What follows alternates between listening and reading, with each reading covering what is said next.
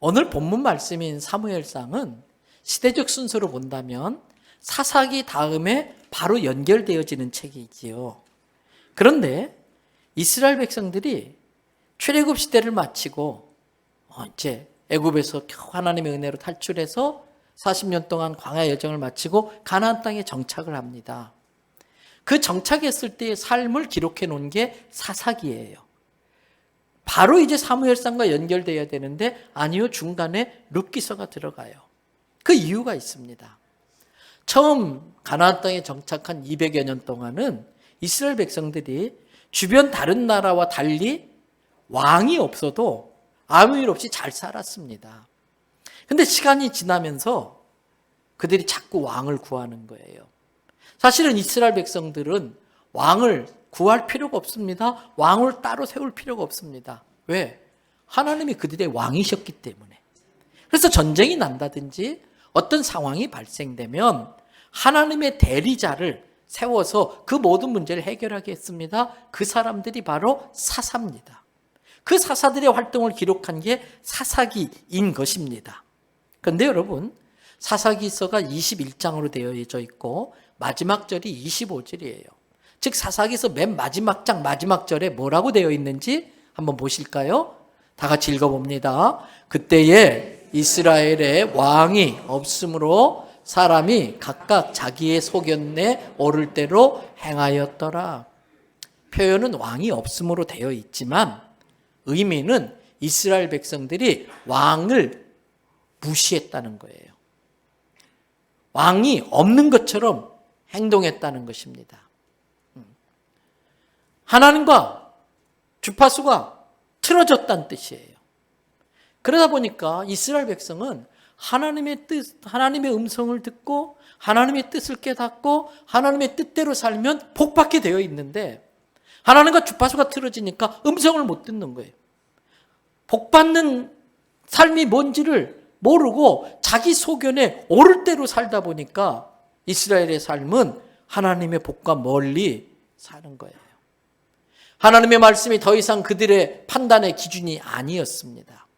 자기들의 지식이 판단의 기준이었습니다. 하나님의 말씀대로 사는 게 아니라 그때그때 기분 따라 그때그때 감정 따라 자기 멋대로 살았습니다. 그런데 자꾸 삶이 꼬이잖아요. 계속해서 여러 가지 문제들이 생기잖아요. 그때 그들은 우리가 하나님을 왕으로 모시지 않고 우리 소견에 오를 대로 살기 때문에 이렇게 되었구나 깨달아야 될 텐데 그게 아니에요. 우리에게도 왕이 있어야 되겠다. 왕이 없으니까 다른 나라처럼 왕이 있어야 되는데 왕이 없으니까 이런 일이 벌어지는구나. 하나님 왕 세워주세요. 막 하나님 앞에 왕 세워달라고 이렇게 매달립니다. 하나님이 아니야. 너네들은 왕이 필요 없어. 내가 너네들의 왕이고 내가 너네들을 지키고 책임져 줄 거야. 아예 하나님 안 돼요. 눈에 보이는 왕이 아니면 불안해서 못 살겠어요. 다른 나라처럼 눈에 보이는 왕을 세워주세요. 하나님이 달래다 인격적인 하나님이니까 확 윽박지르지 않고 그래 너네들이 경험해봐야 알겠구나. 그리고 왕을 허락합니다. 그러면서 말씀하세요. 그 왕이 너희들에게 무거운 멍에가 될 거야. 그 왕 때문에 너희의 삶이 힘들 거야. 그 말은 안 들어요. 그래서 할 수 없이 하나님은 백성들의 요구를 들어줍니다. 그런데 이 사사기의 왕을 달라는 이야기와 사무엘상에 그래 알았어 왕을 세워줄게 이 두 사이에 사파처럼 두 여자의 이야기가 싹 끼어듭니다. 그 첫 번째 여자의 이야기가 룻이라는 여자의 이야기입니다. 룻기서는 4장으로 되어져 있지만 이방 여자인 룻과 정통 유대인 남자인 보아스라는 사람의 로맨스가 기록된 게 룻기입니다. 근데 여러분, 우리는 그 룻기서를 두 남녀의 사랑하는 남녀의 로맨스로 받아들이기 쉽지만 실은 룻기서의 핵심은 룻기서 맨 마지막 절입니다. 룻기서 4장 22절에 나오는 내용이에요. 똑같이 읽어봅니다. 오벳은 이새를 낳고 이새는 다윗을 낳았더라. 하나님께서 이스라엘 백성들이 왕을 자꾸 요구하니까 어쩔 수 없이 들어주지만 진짜 하나님의 뜻을 깨닫고 하나님의 대리자의 입장에서 하나님, 내가 세상에서는 왕이지만 진정 이 나라의 왕은 하나님이십니다, 이렇게 고백하면서 나라를 이끌어갈 수 있는 인물 다윗을 준비시키는 거예요. 그러면서 그 전에 사울이라는 인간 대표의 왕을 세워서 인간의 왕이 통치하면 이렇게 돼, 그걸 샘플로 보여주고 진정 하나님을 왕으로 모시고 자기는 하나님의 심부름꾼이라는 심정으로 나라를 이끌면 이렇게 돼, 대비하려고 사울왕과 다윗왕을 세우게 되는 겁니다. 여러분, 그리고 룻기서에서 이제 룻기서가 그렇게 다윗의 출생에 대한 이야기를 하고 끝나면서 사무엘상으로 연결되어져요. 근데 사무엘상이 시작하자마자 딴 여자의, 또 하나의 여자 이야기가 나옵니다. 임신하지 못해서 고통당하는 한나라는 여자입니다. 하나님은 임신하지 못하는 그 여인의 고통을 응답하시면서 또 다른 준비를 시켰습니다. 그 한나의 임신 못했다가 아기 낳는 이야기가 그 한나의 이야기의 핵심인데, 사무엘상 1장 20절을 보세요. 같이 또 읽어보십니다. 한나가 임신하고 때가 이름에 아들을 낳아 사무엘이라 이름하였으니 이는 내가 여호와께 그를 구하였다 함이더라. 누가 태어납니까? 사무엘이 태어납니다. 그러면서 한나 이야기의 결론은 사무엘상 2장 11절입니다.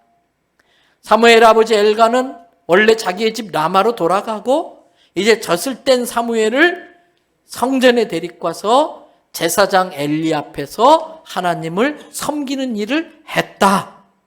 이게 한나 이야기의 끝이에요. 그러므로 성경을 구조적 맥락에서 본다면 룻기서와 사무엘상 1장 1절부터 2장 11절까지 나오는 한나가 사무엘 낳는 이야기를 싹 빼내야 돼요. 싹 도려내야 돼요. 그러면 룻기서 사사기 마지막 절과 사무엘상 2장 12절이 연결이 돼요. 계속 연결해서 읽어보겠습니다. 사사기 21장 25절 다 같이. 그때에 이스라엘에 왕이 없으므로 사람이 각기 자기의 소견에 옳을 대로 행하였더라. 계속해서 사무엘상 2장 12절 엘리의 아들들은 행실이 나빠 여호와를 알지 못하더라. 쉽게 말하면 사사시대의 이스라엘 백성들이 하나님을 왕으로 인정하지 않고 하나님의 대리자인 사사들의 말을 따르지 않고 자기의 소견에 옳을 대로 행동했는데, 그 대표적인 한 예로 든 인물이 엘리의 아들들이라는 거예요. 이 엘리의 아들들이 어떤 짓을 했는지 한번 보십시다. 계속해서 사무엘상 3장에는 엘리의 아들들이 하나님 앞에 지은 죄에 대한 이야기가 나옵니다. 그 중에 하나가 하나님께 드리는 제물을 가로챈다는 이야기예요. 제사법전인 레위기서에 보면 하나님께서 제사장의 몫을 딱 정해 주셨어요. 레위기 7장 34절에 보면 제물로 바친 짐승의 부위 중에 가슴 부위를 먼저 하나님께 드린다는 의미로 흔듭니다. 그리고 뒷다리를 하나님 앞에 들어올리고 하나님 것입니다. 그런데 이것은 하나님이 제사장의 몫이라고 하셨기에 제사장에게 돌립니다. 제사장의 몫으로 띄워주게 돼 있어요. 아버지가 제사장이라 엘리 아들들로 이제 자연스럽게 제사장이 되어지는데, 그들의 몫으로 띄워준 그것들을 감사하지 않아요. 만족해하지 않아요. 야, 이것만 계속 먹으니까 이제 더 이상 못 먹겠어. 이제 질려. 야, 다른 부위 좀 가져와. 그래서 종들을 보내가지고 삼지창처럼 생긴 갈고리를 하나님께 드리는 제물을 삶는 솥에다 넣어가지고 제일 맛 좋은 부위를 골라가지고 건져서 그걸 빼돌려요. 그것도 부족해서 레위기 3장에 보면 하나님 앞에 바치는 제물의 기름은 하나님께 온전히 다 드리게 돼 있어요. 왜? 하나님이 그게 맛있어서 빼돌리려는 게 아니라 사람들이 그걸 먹으면 맛은 좋지만 결과적으로 건강에 그리 좋지 않다는 걸 아셔서 기름은 사람들이 먹지 못하게 레위기 3장이 정해놓은 거예요. 그런데 이 엘리의 아들들이 야, 저거 내가 옛날에 몰래 먹어봤는데 고소하고 맛있어. 야, 저것 좀 가져와. 기름 붙은 채 날고기를 훔쳐내기 시작하는 거예요. 그 모습을 보고 하나님은 성경에 뭐라고 했느냐? 사무엘상 2장 17절 말씀 보세요. 다 같이 읽어보십시다. 이 소년들의 죄가 여호와 앞에 심히 크면 그들이 여호와의 제사를 멸시함이었더라. 여호와의 제사를 뭐 했다고요? 멸시했다. 그러면 이 시점에서 우리는 우리를 돌아봐야 됩니다. 구약의 제사는 신약의 예배입니다. 신약의 예배는 구약의 적으로 표현한다면 제사입니다. 그러면 지금 우리는 예배를 드리고 있지만 신약적으로 표현하면 제사를 드리고 있는데 혹여라도 내가 드리는 제사가 하나님께서 모욕감을 느끼시지는 않을까 조심스럽게 우리 예배를 살펴야 돼. 내가 드리는 제사가 하나님을 멸시하는 것이 섞여 있지는 않을까 우리의 예배를 체크해야 돼요. 무엇이 하나님을 멸시하는 것일까? 하나님의 영광을 가로채는 거예요. 하나님의 영광보다 내가 우선되어지는 거예요. 예배의 주인공은 하나님이십니다. 예배는 하나님께 영광 돌리는 게 1번입니다. 물론 하나님은 예배 드리는 자에게 은혜를 주시고 복을 주십니다. 그러나 그것은 2번입니다. 내가 예배를 드리면서 하나님께 영광 돌리는 흉내만 낼 뿐이고 실상은 하나님께 드려지는 예배가 아니고 나의 목표를 이루고 내가 원하는 것을 받아내기 위한 예배라면 그건 하나님을 멸시하는 예배가 될 수도 있는 것입니다. 때문에 우리가 예배를 통해 하나님께 은혜도 받고 복을 받지만 그 전에 우리는 하나님께 먼저 영광 돌려야 됩니다. 그리고 하나님이 그 영광을 받으시기 위하여 임재하는 게 우리에게 복인 것입니다. 여러분, 엘리의 아들들은 여호와의 제사를 멸시했습니다. 그 엘리의 아들들은 백성들의 대표성을 띠고 있다고 봐야 돼요. 제사장의 아들들이 이 모양 이 꼴이니까 다른 백성들은 말할 것도 없다는 거예요. 그래서 그들이 자기의 소견대에 오를 대로 하다 보니까 이 세상이 엉망진창이 돼요. 자기의 소견에 오를 대로 행하면 세상이 타락하게 되는데 그렇게 되면 어떤 일이 벌어지는가? 여호와의 말씀이 점점 희미해져요. 여호와의 말씀이 희귀해져요. 그게 사무엘상 3장 1절의 말씀이에요. 한 번 더 같이 읽어보십시다. 아이 사무엘이 엘리 앞에서 여호와를 섬길 때에는 여호와의 말씀이 희귀하여 이상이 힘이 보이지 않았더라. 사람들이 타락하자 하나님의 말씀과 점점 멀어지고 하나님의 말씀과 멀어지면 멀어질수록 점점 더 하나님의 말씀은 희귀해져요. 근데 하나님의 말씀의 특징은 말씀이 내게 들어오면요 이상이 보입니다. 이상은 영어로 말하면 비전이에요. 다른 말로 하면 꿈이에요. 말씀이 들어오면 인생의 의미를 깨닫습니다. 말씀이 들어오면 어떤 게 내 인생을 올인하면서 바칠 만한 가치 있는 일인가를 깨닫게 됩니다. 그래서 그 가치 있는 일을 자기의 비전, 꿈으로 품고 그 일을 위하여 자기의 시간과 재능과 모든 삶을 바치는 거예요. 근데 말씀이 들어가지 않으면 꿈이 없어요. 꿈이 없으면 자기 인생을 마음대로 살아요. 그래서 잠언 29장 18절 말씀 보세요. 묵시가 없으면 이 묵시는 하나님이 보여주시는 거, 레벨레이션, 이걸 묵시라고 그래요. 하나님이 보여주는 비전, 꿈, 이상이 없으면 백성들이 방자에 행한다, 지멋대로 행한다, 버르장머리 없이 행한다, 지 소견에 오를 대로 행한다, 그 뜻이에요.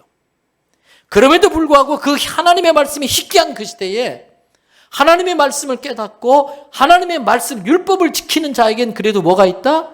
복이 있다는 거예요. 꿈이 있는 사람은 절대로 인생을 함부로 막 살지 않습니다. 꿈이 없기 때문에 인생을 죄 가운데 방치하는 겁니다. 하나님의 말씀이 그 사람의 심령에 들어오면 꿈과 비전이 생깁니다. 우리 교회 간증집에 왔던 조혜련 집사님 어제 저녁 강사로 나왔잖아요. 우리 교회 왔을 때는 성경 암송이 얼마나 중요한지 그걸 간증했는데 어제 간증은 자기가 예수님 어떻게 만났고 어떻게 자기 때문에 온 가족이 예수 믿고 구원받게 됐는가, 그리고 자기의 남은 인생은 오직 하나님의 말씀을 전하고 생명 구원하는 일에 하겠다. 그러면서 생명책에 전도할 사람 이름 기록해놓고 자기 변화된 그 인생을 이야기하잖아요. 그래서 제가 어제 저녁 마치자마자 우리 부목사님들한테 그랬어요. 야, 우리도 내년에 생명책 만들자.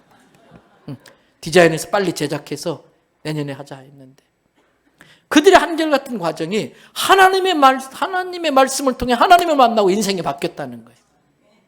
사무엘 3장은 사무엘이 어릴 적부터 성전에 거하면서 하나님의 음성을 들으며 신앙이 성장하고 하나님께 쓰임받을 준비를 하는 과정이 사무엘상 3장에 나와 있어요.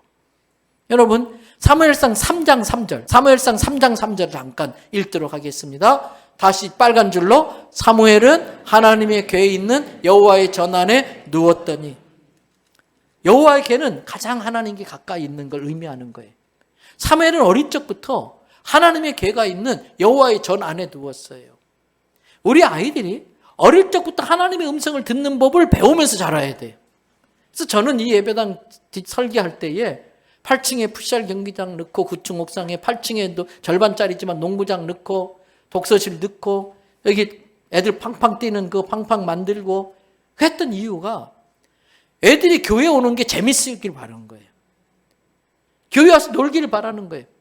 한 2, 3년 동안 우리 교회 풋살장에 교회 안 되는 이 주변 중학교 애들이 계속 축구했어요. 아이스크림 사주고 편안하게 놀아라. 교회 안 나와도 계속 그랬어요. 그런데 올해 초부터 얘네들이 서서히 교회에 나오기 시작했어요. 저 팡팡 애들 막 부서질 정도로 뛰어요. 그래서 어떤 어르신은요, 야 그거 부서진다고 막 애들 혼내더라고요. 부서지는 게 정상입니다. 애들이 어른들 말 잘 들으면요 약간 노숙한 거예요. 그거는 조숙한 거예요. 안 듣는 게 정상이고요. 병든 애들만 빌빌거리면서 걸어다니지 건강한 애들은요 계단을 날라다녀요.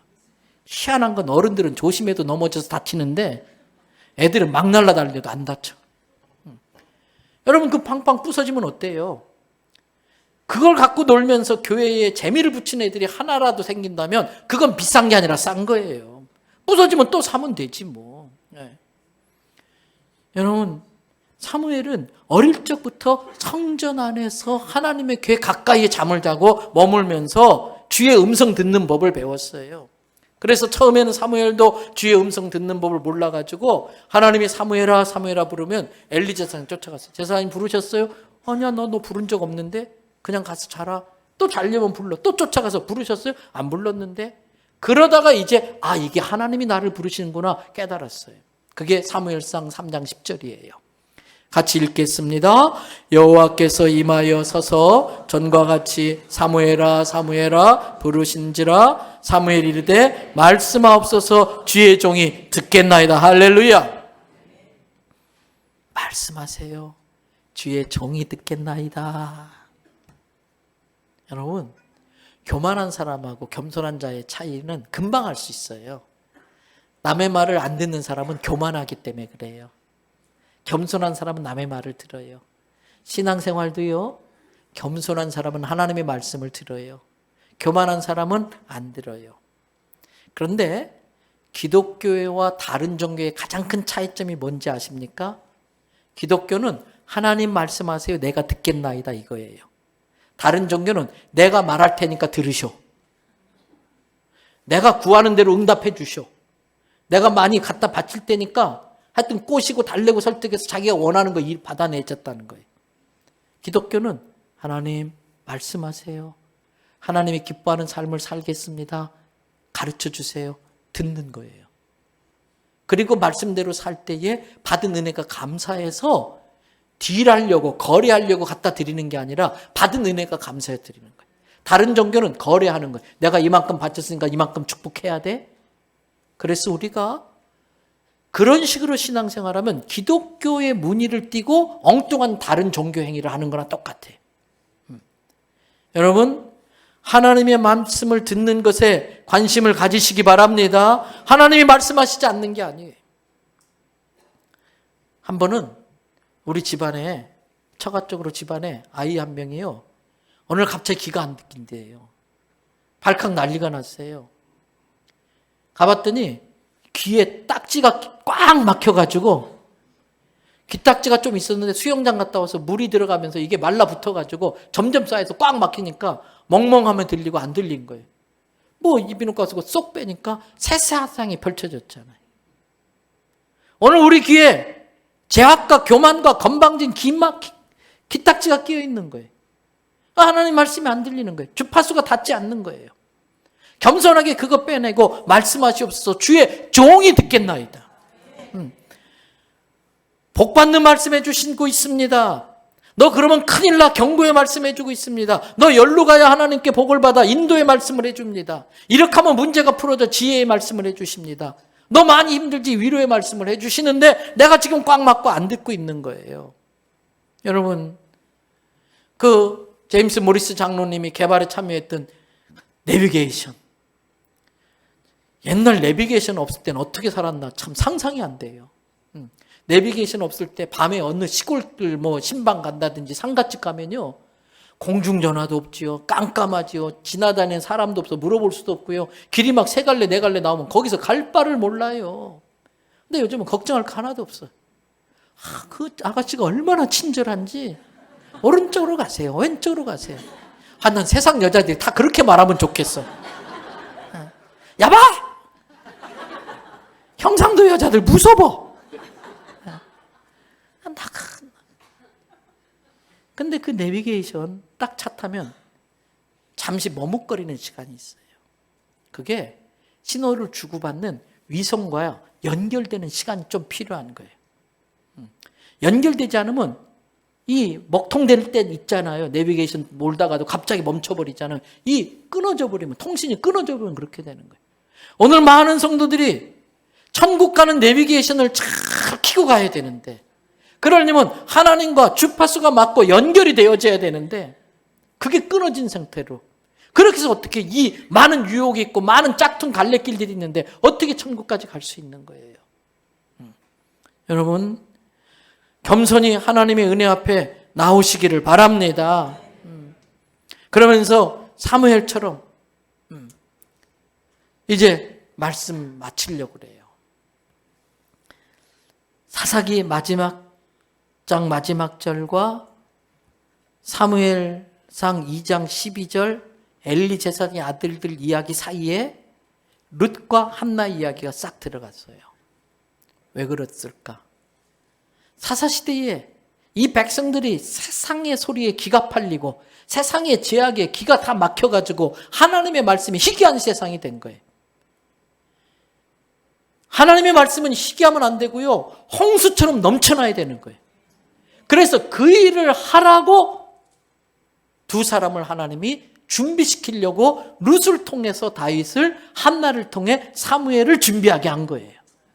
저는 똑같이 오늘날 이 시대에도 이 땅에 많은 사람들이 하나님의 말씀을 듣지 않고 마귀의 거짓말에 속아서 인생을 사기당하고 영혼을 도둑질당하고 저렇게 죄짓다가 잠시 있다 없어질 안개 같은 것에 인생을 올인하다가 다 지옥에 가게 돼버렸는데, 이 하나님의 말씀이 희귀해진 이 세상에 하나님의 말씀을 다시 흥황하게 하라고 사무엘을 준비하고 다윗을 준비하는 것처럼 우리 교회 성도들을 세우시는 줄로 믿습니다. 그래서 우리가 그 사명을 가지고 나아가야 되는 거예요. 여러분, 주의 말씀을 듣는 자리에 나오시기 바랍니다. 주의 음성을 듣고 주의 뜻을 깨달으면 저절로 우리는 복받는 삶을 살게 되는 거예요. 하나님께 그 복을 받아서 그 복을 사용해서 더 많이 하나님의 말씀이 땅끝까지 퍼져나가게 만드는 일에 우리 교회와 성도들이 쓰임받길 주님의 이름으로 축복합니다.